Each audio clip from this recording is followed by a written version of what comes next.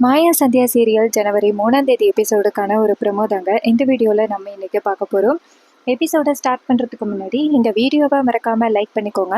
உங்களுடைய ஒவ்வொரு லைக்கும் அடுத்தடுத்து வீடியோஸ் போடும் பொழுது எங்களுக்கு கொஞ்சம் இன்ட்ரெஸ்டிங்காகவும் என்கரேஜிங்காகவும் இருக்கும். எபிசோடு எப்படி ஸ்டார்ட் ஆகுதுன்னா, நம்ம ஜானகி வந்துட்டு எப்படியாவது நம்ம மாயாவை காப்பாற்றணும் அப்படின்னு போராடுறாங்க கார்த்திகிட்ட. அப்போ கார்த்தி வந்துட்டு மாயா கிட்ட தப்பா நடந்துக்க போறாரு. இதை பார்த்ததோட நம்ம ஜானகி ஒரு முடிவு பண்றாங்க, இதுக்கு மேலேயும் இவனை விட்டு வைக்க கூடாது அப்படின்னு பக்கத்துல கிடக்குற ஒரு இரும்பை எடுத்து கார்த்தி தலையில அடிச்சிடுறாங்க. இதனால கார்த்தி தலையை பிடிச்சிக்கிட்டு கீழே விழுகிறாரு. ஒரே இரத்த வெள்ளத்துல கிடக்குறாரு. அப்ப ஜானகி வந்துட்டு இதை கவனிக்கல. இது எல்லாத்தையுமே அந்த மகாலிங்கம் பார்த்துக்கிட்டு இருக்காரு ஜன்னல் வழியா. அவரு நினைச்சிருந்தா வந்து நம்ம ஜானகியையும் மாயாவையும் கார்த்திகிட்டேருந்து காப்பாத்திருக்கலாம். ஆனா அவர் பண்ணல. எதுக்காகனா எப்படியாவது ரகுராமோட குடும்பத்தை அவமானப்படுத்தணும் அப்படின்னு நினைச்சாரு. அதுக்காக தான் அவர் இப்படி இருந்திருக்காரு. இன்னொரு பக்கம் நம்ம ஜானகி வந்துட்டு நேரா மாயாவை கிளப்புறாங்க. மாயா மயக்கத்துல இருக்காங்க. ஜானகி வந்துட்டு மாயாவோட முகத்துல தண்ணி தெளிச்சு மாயா கிளம்பு மாயா அப்படின்னு சொல்லிட்டு மாயாவை கிளப்புறாங்க. மாயாவும் கண் முழிக்கிறாங்க. மாயா நேரா ஜானகியை பார்த்துட்டு பெரியமா அப்படின்னு சொல்லிட்டு அழுக. அப்ப ஜானகி சொல்றாங்க, இங்க பாருமா, உன்னை அந்த கார்த்திக் எடுக்கிறதுக்கு பார்த்தான், நல்ல வேலை அவன் கிட்டேருந்து உன்னை நான் காப்பாத்திட்டேன் அப்படின்னு. இது கேட்டதோட மாயா பதட்டப்படுறாங்க. ஜானகி சொல்றாங்க, இங்க பாரு மாயா, பதட்டப்படாத, அந்த அரக்கன் கிட்டேருந்து உன்னை காப்பாத்திட்டேன், இதுக்கப்புறம் நீ எதுக்கும் ஃபீல் பண்ண வேணாம் அப்படின்னு சொல்ல மாயாவும் சரிங்க பெரியமா, இந்த இடத்த விட்டு போகலாம் அப்படின்ட்டு கிளம்புறாங்க. அப்ப மாயா வந்துட்டு கார்த்தி தலையில அடிபட்டு ரத்த வெள்ளத்துல கிடக்கிறத பார்த்துட்டு மாயா அதிர்ச்சி ஆகுறாங்க.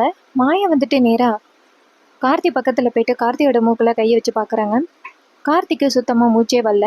இதை பார்த்துட்டு மாயா அதிர்ச்சியாகி மாயை நேரா ஜானகிட்ட, பெரியமா அவன் செத்துட்டான் அப்படின்னு சொல்ல, இதை கேட்டுட்டு ஜானகி சொல்றாங்க, என்ன மாயா சொல்ற, நான் லைட்டா தான் அடிச்சேன் அப்படின்னு. அப்ப மாயா சொல்றாங்க, அது எப்படின்னு தெரியல பெரியமா அப்படின்னு. அப்ப ஜானகி சொல்றாங்க, இரு மாயா வரேன் அப்படின்னு சொல்லிட்டு அவங்க வந்துட்டு கார்த்தியோட மூக்குல கை வச்சு பார்க்க, அப்ப கார்த்திக்கு சுத்தமா மூச்சே இல்லை.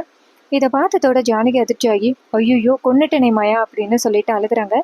அப்ப மாயா டக்குன்னு அவங்க பெரியமா அமைதியா இருங்க, இங்க யாரும் இல்லை அப்படின்னு சுத்தி முத்தி பாக்குறாங்க. பார்த்துட்டு பெரியம்மா நம்ம இந்த இடத்துல இருந்து எப்படியாவது போகணும் அப்படின்னு சொன்னதோட ஜானகி சொல்றாங்க, எப்படி மாயா, நான் ஒரு கொலை பண்ணியிருக்கேன் மாயா அப்படின்னு. மாயா சொல்றாங்க, இங்க பாருங்க பெரியம்மா, இப்படிப்பட்ட ஒரு அரக்கனை நீங்க வதம் தான் பண்ணியிருக்கீங்க, வாங்க போகலாம் அப்படின்னு சொல்ல, அப்ப மகாலிங்கம் இதையெல்லாம் பார்த்துட்டு அதிர்ச்சி ஆகுறாரு. ஆஹா, இப்படி அமைதியா இருந்துட்டு ஒரு கொலையே பண்ணியிருக்காங்களே அப்படின்னு. இன்னொரு பக்கம் கார்த்தி ரத்த வெள்ளத்துல கிடக்குறாரு. அப்ப மகாலிங்கம் நினைக்கிறாரு, இந்த விஷயத்த பத்தி நம்ம சீக்கிரம் அந்த புவனேஸ்வரி கிட்ட போய் சொல்லணும், அப்பதான் ரொம்ப பெரிய பிரச்சனையாகி ஜானகியை கைது பண்ணுவாங்க அப்படின்னு. இன்னொரு பக்கம் நம்ம மாயை வந்துட்டு நேரா பெரியம்மா கிட்ட, இங்க பாருங்க பெரியம்மா, இங்க உள்ள தடைங்க எல்லாத்தையுமே நம்ம காலி பண்ணணும் அப்படின்ட்டு நம்ம மாயை வந்துட்டு கார்த்தியோட போனை கையில எடுத்துக்கிறாங்க.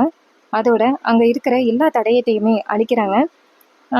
அதாவது நம்ம ஜானகி வந்துட்டு இரும்புல அடிச்சாங்கல்ல கார்த்தியை, அதை எடுத்து ஒளிச்சு போட்டுடுறாங்க. மாய நேரா அவங்க பெரியம்மா கிட்ட, பெரியம்மா நீங்க கவலைப்படாதீங்க, நீங்க வாங்க போகலாம் அப்படின்னு சொல்ல ஜானகி அழுகுறாங்க, எனக்கு தண்டனை கிடைக்க போகுது, போலீஸ் என்னை கைது பண்ண போறாங்க அப்படின்னு அழுக. அப்ப மாயா சொல்றாங்க, பெரியம்மா நான் பாத்துக்கிறேன், வாங்க போகலாம் அப்படின்னு சொல்லிட்டு ஜானகியை கூட்டிட்டு வெளியில வராங்க.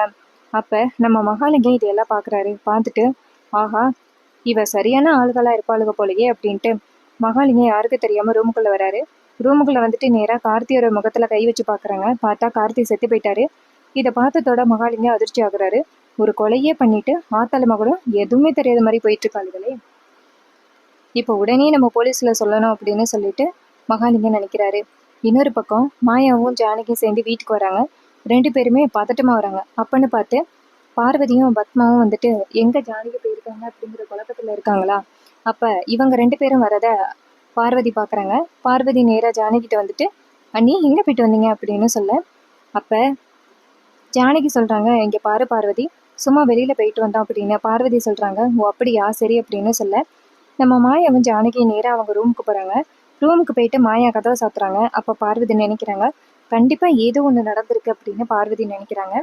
அப்ப பார்வதி நேரா பத்மா கிட்ட போயிட்டு, அக்கா அவங்க 2 பேரும் வந்துட்டாங்க, அவங்க 2 பேரோட முகத்தை பார்க்கவே சரியில்லை, கண்டிப்பா ஏதோ ரொம்ப பெரிய தப்பு நடந்திருக்கு அப்படின்னு பத்மா சொல்றாங்க. பார்வதி, அதை பத்தி காலையில பாத்துக்கலாம், நீ போயிட்டு தூங்கு அப்படின்னு. இது கேட்டதோட பார்வதியும் சரி அப்படிங்கிறாங்க. பார்வதி போயிட்டு தூங்க போறாங்க. அதே நேரத்துல நம்ம மகாலிங்கத்தை காமிக்கிறாங்க. மகாலிங்கர் நினைக்கிறாரு, இந்த விஷயத்தை பற்றி உடனே அந்த புவனேஸ்வரி கிட்ட சொல்லணும், இப்படி அநியாயமாக இவனை கொண்டுட்டாங்களே அப்படின்ட்டு அந்த மகாலிங்கம் நேராக பதட்டமாக புவனேஸ்வரி வீட்டுக்கு போகிறாங்க. அங்கே போயிட்டு அம்மா கதவை தரங்க கதவை தரங்கன்னு கதவை தட்டுறாங்க. அப்பன்னு பார்த்து புவனேஸ்வரி தூக்கத்துலேருந்து வெளியில் வராங்க. என்ன இது ஒரே சத்தமாக இருக்குது அப்படின்னு. அப்போ பசுபதியும் அங்கேருந்து வராரு. வந்துட்டு என்னம்மா புவனேஸ்வரி ஒரே சத்தமாக இருக்குது, யாரும்மா வெளியில் அப்படின்னு. புவனேஸ்வரி சொல்கிறாங்க, அந்த மகாலிங்கத்தோட சத்தம் மாதிரி தான் இருக்குது, கார்த்தி எங்கே அப்படின்னு. பசுபதி சொல்கிறாரு, அவன் எங்கம்மா வீட்டில் இருக்கான், எப்போ பார்த்தாலும் அந்த பண்ணை வீடுன்னு அங்கேயே இருக்கான் அப்படின்னு. அப்போ புவனேஸ்வரி சொல்கிறாங்க, இது எல்லாத்துக்கும் காரணம் அந்த ரகுராமோட குடும்பம் தான் அப்படின்னு. அப்போ பசுபதி சொல்கிறாரு, அம்மா யாரோ கதவை தட்டுறாங்க, அது யாருன்னு பார்க்கலாமா அப்படின்னு சொல்லிட்டு பாதி கதவை திறக்கிறாங்க. அப்போ மகாலிங்கம் வீட்டுக்குள்ளே வராரு. வீட்டுக்குள்ளே வந்துட்டு ஓன்னு ஒப்பாரி வைக்கிறாரு. அவர் அழுகிறத பார்த்து புவனேஸ்வரி கேட்குறாங்க, இப்போ என்ன ஆச்சு, ஏன் இப்படி அழுகுறீங்க அப்படின்னு. அவர் சொல்கிறாரு, அம்மா இது எப்படி என் வாயினால சொல்லுவேன், உங்களுக்கு ரொம்ப பெரிய அநியாயம் நடந்துருச்சு அப்படின்னு. அப்போ புவனேஸ்வரி கேட்குறாங்க, எனக்கு அநியாயமா, என்ன நடந்துச்சு அப்படின்னு. மகாலிங்கம் சொல்கிறாரு, ஆத்தாளும் அவளும் இப்படி அமைதியாக இருந்துக்கிட்டு இப்படி பண்ணுவாளுன்னு நான் எதிர்பார்க்கவே இல்லை அப்படின்னு. புவனேஸ்வரி கேட்குறாங்க, என்ன ஒழுங்கா சொல்லுங்க, ஒன்றுமே புரியல, நீங்கள் பேசுகிறத பார்த்தா எனக்கு கொஞ்சம் பதட்டமாக இருக்குது அப்படின்னு. மகாலிங்கம் சொல்கிறாரு, இங்கே பாருங்க, அந்த குடும்பம் உங்கள் குடும்பத்தையே அழிச்சிட்டு உங்களுக்கு எந்தவித வாரிசும் இல்லாமல் பண்ணிட்டு அப்படின்னு. இதை கேட்டதோட புவனேஸ்வரி கேட்குறாங்க, இங்கே பாருங்கண்ணா, இப்போ என்னன்னு தெளிவாக சொல்லுங்களேன் அப்படின்னு. மகாலிங்கம் சொல்கிறாரு, கார்த்தியை அநியாயமா அந்த ஜானகியும் மாயாவும் பண்ண வீட்டில் அடித்து கொண்டுட்டாங்க அப்படின்னு. இதை கேட்டதோட புவனேஸ்வரிக்கு பேரதிர்ச்சி ஆகுது. புவனேஸ்வரி நேராக மகாலிங்கத்தை பார்த்து, யோ பொய் சொன்னேன்னு வச்சுக்கேன், அவ்வளோதான், மரியாதையாக உண்மையை சொல்லியா அப்படின்னு. மகாலிங்கம் சொல்கிறாரு, அம்மா இந்த விஷயத்தில் நான் ஏம்மா போய் சொல்ல போகிறேன், அவங்க இப்படி பண்ணுவாங்கன்னு நான் எதிர்பார்க்கவே இல்லையே. அந்த ஜானகியும் மாயாவும் உங்கள் பண்ணை வீட்டு பக்கமாக போனாங்க, என்னடா இது இப்படி போகிறாங்களேன்னு அவங்கள ஃபாலோ பண்ணி போனேன். அங்கே பார்த்தா தான் தெரியுது, நான் போகிறதுக்கு முன்னாடியே கார்த்தியை அவங்க கொலை பண்ணிட்டாங்கம்மா அப்படின்னு. இதை கேட்டதோட புவனேஸ்வரி அதிர்ச்சியாகி, இப்போ கார்த்தி எங்கே அப்படின்னு கேட்க மகாலிங்கம் சொல்கிறாரு, அவர் ரத்த வெள்ளத்தில் பண்ணை வீட்டில் கிடக்குறாரு, அவர் செத்து போயிட்டாருமா, நான் பார்த்துட்டு தான் வந்தேன், உங்ககிட்ட உடனே சொல்லணும் அப்படிங்கிறதுக்காக தான் ஓடி வந்தேன், வாங்கம்மா போகலாம் அப்படின்னு சொல்ல புவனேஸ்வரி நேராக பசுபதி கிட்ட, அண்ணா என்னன்னா இவர் என்னென்னமோ வளர்றாரு அப்படின்னு. பசுபதி சொல்கிறாரு, இங்கே பாருமா புவனேஸ்வரி, ஃபஸ்ட்டு நம்ம போய் பார்ப்போம் என்ன நடந்துச்சுன்னு, வா போகலாம் அப்படின்னு சொல்லிட்டு கிளம்புறாங்க. அப்போ மகாலிங்கம் மனசுக்குள்ளே நினைக்கிறாரு, அந்த ஜானகியோட குடும்பத்தை சும்மா விடக்கூடாது அப்படின்னு. அப்போ மகாலிங்கம் நேராக புவனேஸ்வரி கிட்ட, எம்மா அந்த ஜானகியோட குடும்பம் இப்படி உங்களை பழி வாங்கிட்டே அப்படின்னு. புவனேஸ்வரி அழுகுறாங்க. அப்போ ரெண்டு பேருமே நேராக அந்த பண்ணை வீட்டுக்கு போகிறாங்க. அங்கே போனதோட புவனேஸ்வரி கேட்குறாங்க, எங்கே அந்த கார்த்தி அப்படின்னு. அப்போ மகாலிங்கம் சொல்கிறாரு, அங்கே போய் பாருங்கம்மா அப்படின்னு சொல்ல, அப்போ புவனேஸ்வரியும் பசுபதியும் போய் பார்க்குறாங்க. பார்த்தா கார்த்தியில் ரத்த வெள்ளத்தில் கிடக்குறாரு. இதை பார்த்ததோட புவனேஸ்வரி அதிர்ச்சியாகி ஓடி போய் கார்த்தியை தூக்குறாங்க. கார்த்தி கிளம்புடா, கார்த்தி அத்தை வந்திருக்கேன் கிளம்புடா அப்படின்னு சொல்ல, கார்த்தி மூச்சு பேச்சு இல்லாமல் கிடக்குறாரு. மகாலிங்கம் சொல்கிறாரு, எம்மா அவளுக்கு ரெண்டு பேரும் கொண்டுட்டாளுகம்மா, அவளுகளை விடாதீங்க அப்படின்னு. அப்போ புவனேஸ்வரி நேராக பசுபதிக்கிட்ட, அண்ணா போலீஸை கூப்பிடு, நான் இன்னைக்கு அந்த ஜானகியை சும்மா விட மாட்டேன் அப்படின்னு. பசுபதி, என் பிள்ளைய இப்படி கொண்டுட்டான்ல, அவளை விட மாட்டேன் அப்படின்ட்டு நேராக போலீஸுக்கு கால் பண்ணுறாங்க. போலீஸ் வந்துட்டு நேராக அந்த பண்ணை வீட்டுக்கு வராங்க. பண்ணை வீட்டுக்கு வந்துட்டு நேராக அந்த மர்டரை பார்த்துட்டு இங்கே என்ன நடக்குது அப்படின்னு கேட்க பசுபதி சொல்கிறாரு, ஐயா இது மாதிரி என் பிள்ளை எப்போவுமே பண்ணை வீட்டில் ஹாப்பியாக இருப்பான், அவன் வந்துட்டு சிங்கிளாக பேச்சுலராக என்ஜாய் பண்ணணும் அப்படின்னு நினப்பான், அதனால தான் அவனை பண்ணை வீட்டிலே இருடா அப்படின்னு நாங்கள் சொல்கிறது.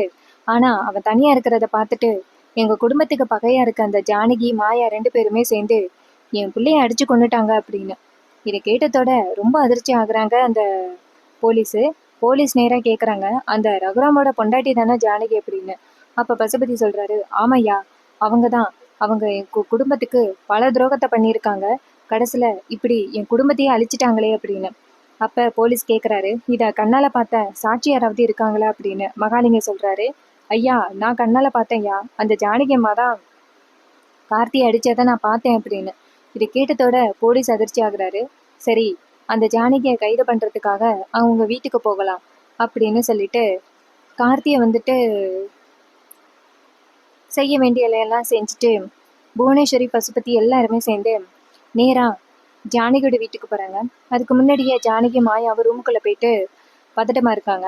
அப்போ ஜானகி அழுகுறாங்க, ஐயோ என் கையால் ஒருத்தனை நான் கொன்னுட்டேனே, அவன் என்னதான் அரக்கனா இருந்தாலும் அவனை கொல்றதுக்கு எனக்கு ரைட்ஸே கிடையாது, நான் இப்படி நடந்து பண்ணு நான் எதிர்பார்க்கவே இல்லை மாயா அப்படின்னு.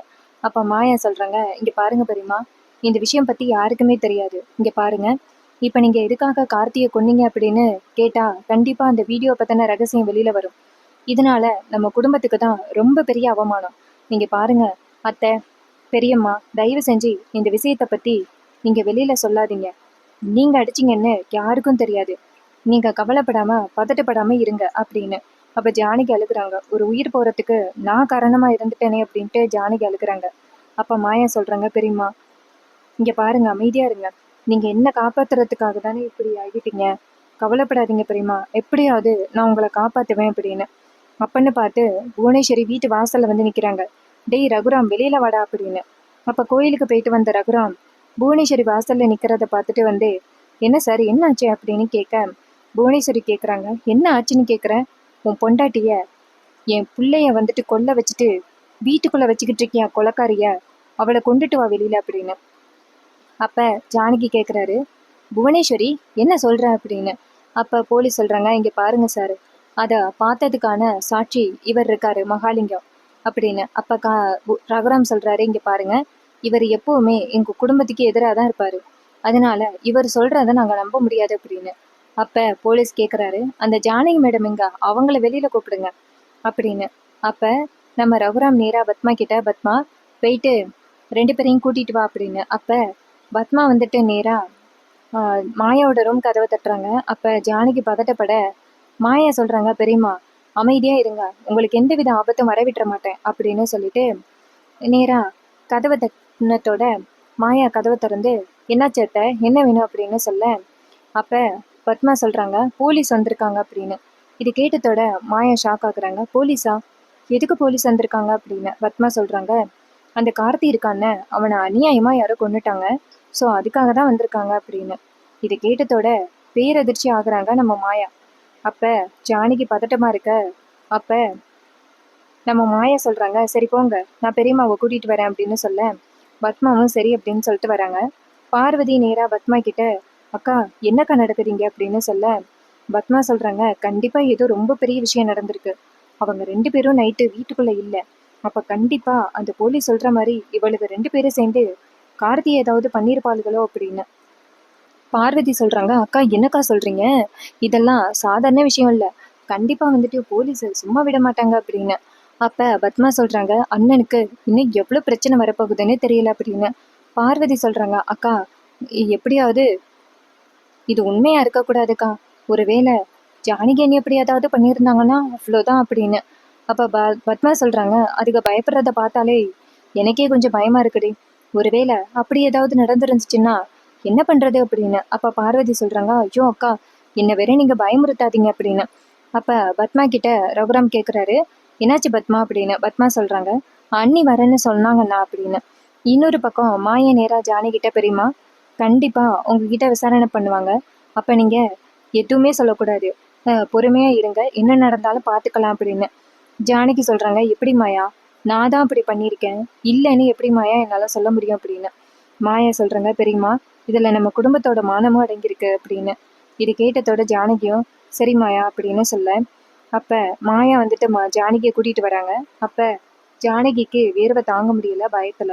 அப்ப புவனேஸ்வரி நேரா ஜானகியை பார்த்து, நீ இப்படி அம்மகூலி மாதிரி இருந்துகிட்டு இப்படி பண்ணுவேன்னு நான் எதிர்பார்க்கவே இல்லை ஜானகி, இப்படி என் குடும்பத்தையே அழிச்சிட்டியே அப்படின்னு சொல்ல, அப்ப ஜானகிக்கு மனசு படபடக்குது அப்படியே. அப்ப மாயா கேக்குறாங்க, நீங்க எதை பத்தி பேசுறீங்க அப்படின்னு. அப்ப புவனேஸ்வரி சொல்றாங்க, இப்படி அநியாயமா ஏன் மருமகனை கொன்னுட்டீங்களே அப்படின்னு. அப்ப மாயா சொல்றாங்க, இங்க பாருங்க, எங்களுக்கு இதுக்கும் எந்த சம்மந்தமும் இல்லை, அவன் குடிச்சிட்டு செத்ததுக்கு எதுக்கு எங்களை சொல்றீங்க அப்படின்னு. அப்ப மகாலிங்க சொல்றாரு, ஐயோ ஆத்தால மகளும் எப்படி பொய் சொல்றீங்க, நீங்க 2 பேரும் அந்த பண்ணை வீட்டுக்கு வந்ததை நான் பார்த்தேன் அப்படின்னு. அப்ப போலீஸ் நேரா ரகுராம் கிட்ட, இங்க பாருங்க சார், கேஸ் வந்துட்டு ஜானகி மேல விழுந்ததுனால அவங்கள நாங்க கைது பண்ணிட்டு தான் கொண்டுட்டு போகணும் அப்படின்னு சொல்ல, இதை கேட்டுட்டு ரகுராம் அதிர்ச்சி ஆகுறாரு. அப்ப தனா வந்துட்டு, சார் இங்க என்ன நடக்குது, எங்க அம்மா எல்லாம் அப்படி பண்றவங்க கிடையாது அப்படின்னு. அப்ப டக்குன்னு ஜானகி முன் வந்து, இங்க பாருங்க, நான் தான் கார்த்திய இரும்பால அடிச்சேன், அவன் இப்படி சாவான்னு நான் எதிர்பார்க்கல அப்படின்னு.